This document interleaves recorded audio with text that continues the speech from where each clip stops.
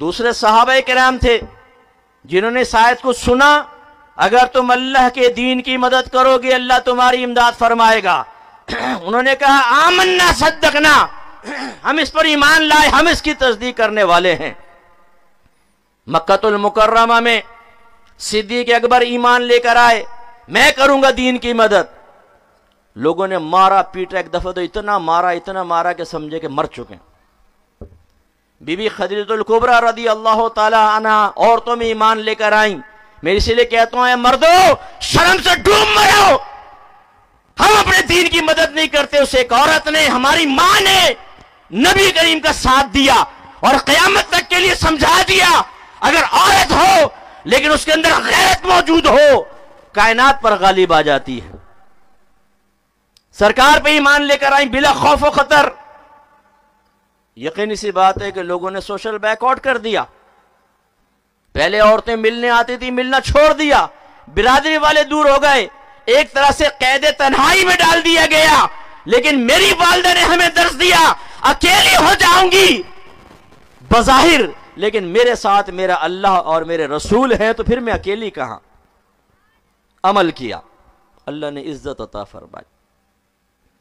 ایک دفعہ سرکار بیٹھے ہوئے تھے، بی بی خدیجہ آئیں، سرکار نے ارشاد فرمایا خدیجہ یہ جبرائیل میرے پاس آئے ہوئے ہیں اور یہ کہہ رہے ہیں کہ اللہ تعالیٰ یہ فرما رہا ہے کہ خدیجہ کو ہماری طرف سے سلام کہہ دیں اور انہیں بشارت دے دیں کہ اللہ تعالیٰ نے ان کے لیے جنت میں موتی کا ایک محل بنایا ہے۔ کیا پھر اللہ نے ان کو عزت دی، احترام دیا قیامت تک کے لیے۔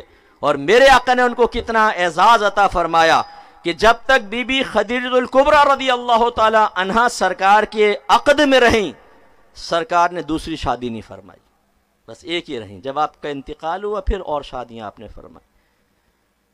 اسی طرح بلال رضی اللہ تعالیٰ عنہ نے اللہ کے دین کی مدد کی، آزمائشیں آ گئیں، آپ کا آقا آپ کو زمین پہ تپتی ہوئی صحرا کی ریت پہ لٹا دیا کرتا تھا، گرم ریت پر، اور سینے پر چٹان رکھ دیا کرتا تھا۔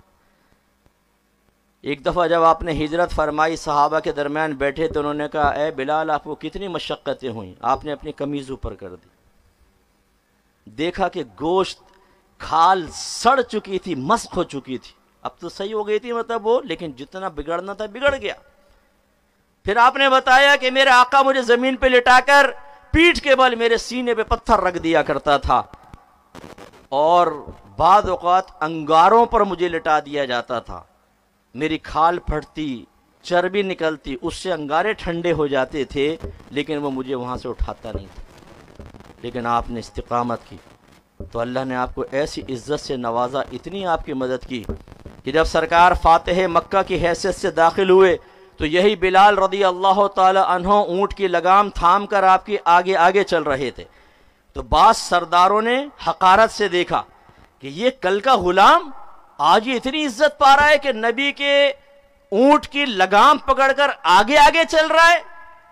میرے آقا صلی اللہ علیہ وسلم نے ان کے اشاروں کو محسوس فرمایا۔ جب کعبۃ اللہ کے سامنے پہنچے آپ نے بلال سے فرمایا بلال آج تم کعبۃ اللہ پر کھڑے ہو کر اذان دو گے۔ اتنا اعزاز انسان کا جو کل کا غلام تھا لیکن دین کی مدد کی تھی، اللہ تعالیٰ نے مقام دیا، بلال کعبۃ اللہ پہ چڑھے ہیں اور وہاں پہ اذان دی ہے، اور اس پر یہ آیت کریمہ نازل ہوئی اِنَّا أَكْرَمَكُمْ عِنْدَ اللَّهِ أَتْقَاكُمْ، بے شک تم میں سے اللہ کی بارگاہ میں سب سے عزت والا وہ ہے جو تم میں سب سے زیادہ صاحب تقوی ہے، گناہ سے بچنے والا، صغیرہ کبیرہ گناہ سے، اپنے نبی کی باتوں کو اہمیت دینے والا، قرآن کو حدیث کو اہمیت دینے والا، وہ اللہ کی بارگاہ میں مقبول ہے۔ تم بڑے بڑے سردار یہاں کھڑے رہو، نگاہیں جھکا لو، آج تمہاری کوئی وقت نہیں ہے۔ ایک بلال جو کل کا غلام تھا، میرے آقا صلی اللہ علیہ وسلم نے اس کو عزت دے کر ہزاروں کا آقا بنا دیا۔ ایسے صحابہ کرام دیگر تک یہ بات پہنچی جو پہلے مہاجر تھے، انہوں نے کہا ہم دین کی مدد کریں گے اور یقین ہے کہ اللہ ہماری امداد فرمائے گا۔ سرکار نے ابتداً فرمایا اپنے اسلام چھپا کر رکھو، ظاہر مت کرنا، یہ لوگ آزمائش میں ڈال دیں گے۔ پھر جب حکم آیا سرکار نے فرمایا نکل جاؤ، بعضوں سے کہا حبشہ کی طرف نکلو، وہ حبشہ کی طرف چلے گئے۔ پھر دوسرا حکم آیا کہ مدینے کی طرف جانا ہے سب کو، وہاں پہنچیں۔ حبشہ والوں کو پیغام پہنچایا کہ فوراً مدینے پہنچ جاؤ۔